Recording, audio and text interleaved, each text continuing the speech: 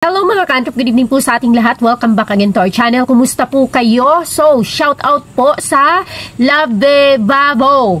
Ayan, shout out sa iyo at shout out po sa Pedal Arm Motorcycle Parts and Accessories sa Purok 2, Purok 2, Mabintong, Quezon, Bukidnon. Ayan, shout out po sa inyo. At ayan, sa mga bago pa lang po sa channel na ito at hindi pa nakapag-subscribe, pakiclick na lang po ang subscribe button at huwag nyo na rin pong kalimutan ang notification bell para ma-notify kayo sa mga susunod pa nating i-upload na videos. At please, may bago po akong YouTube channel, ang Ann Bailio Vlogs. Pasuyo naman, please pa-subscribe na rin po at ang ating Facebook page, Ka-Antrip Vlogs. So ayan, mayroon po tayong pagbibigyan ng ating opinion ngayon. Sabi niya, ma'am, matagal ko na pong pangarap magkaroon ng motor shop business, kaya po nandito ako sa abroad. May naipon na po ako, gusto ko po sanang magsimula at asikasuhin lang ng bayaw ko. Siya na rin kukuha ng permit. Okay lang po ba na siya pipirma sa permit na sa akin nakapangalan? Ayan, hindi po ako doon na bahala po sa permit na kung sino man ang pipirma at kung sino man ang nakapangalan. Pero ayan, Ka-Antrip, gusto ko lang pong sabihin sa'yo na kaya ka po nandyan sa abroad ay para makapag-ipon para sa iyong pinapangarap na motor shop business. Pero ang idea po na dahil nandyan ka pa at masyado kang excited at gusto mo na talaga magkaroon na sinasabing sa iyo, sarili mong negosyo at negosyante ka na, entrepreneur ka na, ay gusto mo nang magsimula ng motor shop business mo kahit wala ka dito sa Pilipinas or wala ka physically dito sa iyong business na itatayo kahit sa pagsisimula pa lang. Ayan, Ka-Antrip, hindi ko talaga siya makitaan na okay po siya. So hindi ko po pupuntuhan yung ating pinag-uusapan kung okay lang ba na siya mag-asikaso ng permit. Okay lang yun po kung nandito ka at ikaw po ang mag-asikaso ng pagsisimula ng iyong motor shop business. Hindi po siya okay na kung magsimula ka po ng negosyo na wala ka physically dito at wala ka para doon sa bawat detalye. Remind ko lang po sa iyo, Ka-Antrip, na ang motor shop business o motor parts and accessories business ay medyo masilan po siyang klase ng negosyo. Hindi po siya common, hindi po siya basic knowledge sa lahat ng tao at kahit na sabihin mo na nabayaw mo yun siya, kapatid mo man siya, nanay mo man siya, kapatid, asawa, magkakaiba po ang ating level of engagement, level ng willingness, level ng eagerness, level ng pagpo-focus. Magkaiba po tayo kahit pa kayo'y mag-asawa nga, magkaiba kayo pagdating sa decision making, pagdating doon sa negosyo. Sino po ba talaga ang may gusto? Sino po ba talaga ang gustong-gusto na yun ang negosyong papasukin niya? Ikaw po ba? Ikaw po ba na talagang nag-abroad pa para makapag-ipon, para maitayo or masimulan mo or magkaroon ka ng sapat na puhunan para sa pinapangarap mong motor shop business? So kung ikaw po yun, huwag mo pong iasa sa kahit na kanino man or na sino man ang pagsisimula ng iyong negosyo. Kailangan po dito kailangan ikaw po mismo. Ikaw po ang nandyan sa pagsisimula. Unang-una, pagdating po doon sa pagdidesisyon, masyado pong mahirap ang pagkakaroon or magsimula ng motor parts business. Lalong-lalo na po, ang kapital po sa motor parts business ay pinaghirapan mo ng matagal na taon. So dapat hindi siya magkamali or hindi ka magkamali ng patutunguhan nito. Remind ko lang po sa inyo mga Ka-Antrip na may mga motor shop din po na mga nagsara in the past few years. Marami po tayong Ka-Antrip na nakapag-relate doon dahil meron nga na kahit napakalaki ng kapital niya, galing din siya sa abroad, OFW din siya, nagsara din. Give up niya rin ang motor shop business niya. Mayroon din na personal na nga, pero hindi kinaya yung mga bagay-bagay na challenge dala ng motor shop business, ay i-give up din po niya. Mayroon din naman na physically nga po siya nandyan at feeling naman niya ay tinake for granted siya ng mekaniko niya.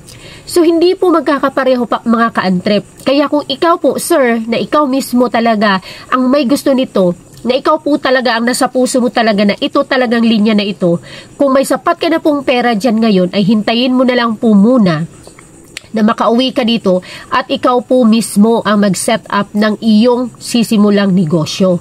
Hindi ko naman po sinasabing huwag mong pagkatiwalaan yung iyong bayaw or kung sino man dyan, asawa, ate, kuya, okay lang po yun kung sa mga paliit-liit lang. Halimbawa, nung kami po ay nagsimula, maliit lang po ang aming store, halos bilang mo lang ang mga item na yan at ipinagkatiwala ko po sa nanay ko.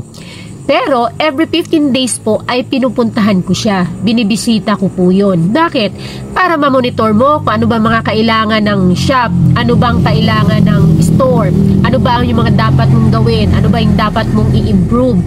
Okay, masasabi mong kayang-kaya yon ng iyong bayaw. Pero may mga sinasabi nga po tayong may mga desisyon at mga pag-iisip na kahit na kayo'y mag-asawa, mag-ina, magbayaw ay magkaiba kayo ng tinatahak at pinupunto sa mga desisyong gagawin nyo. So, hindi rin po dapat mo iasa, lalo na't magsiset up ka lang panimula. Mas maganda na kung pagbalik mo na lang po, ikaw mag-start. Tapos, nandyan yung bayaw mo. So, kung sinasabi mo na mas may alam siya kasi mas may idea siya, mas may background siya sa shop, iba pa rin po na pagdating sa operation, kumbaga in managerial position, ay ikaw mismo na may-ari ang magsisimula or magmamanage nito. Hindi yung ipapadala mo ang pera, pang kapital, ipapadala mo sa bayaw mo para magsimula, mag-purchase, magpatayo at lahat at ikaw i-video call na lang. Kasi hindi po sa lahat ng oras ay nandun ka physically. Kailangan po dito sa shop nga na dapat nandyan ka mismo na may-ari physically doon sa operation ng iyong negosyo. Mahirap na pag-aralan po ang mga piyesa. Mahirap din po ang mag-deal sa mga customers pagdating dito sa shop. Kasi ito yung tipong hindi po siya general knowledge.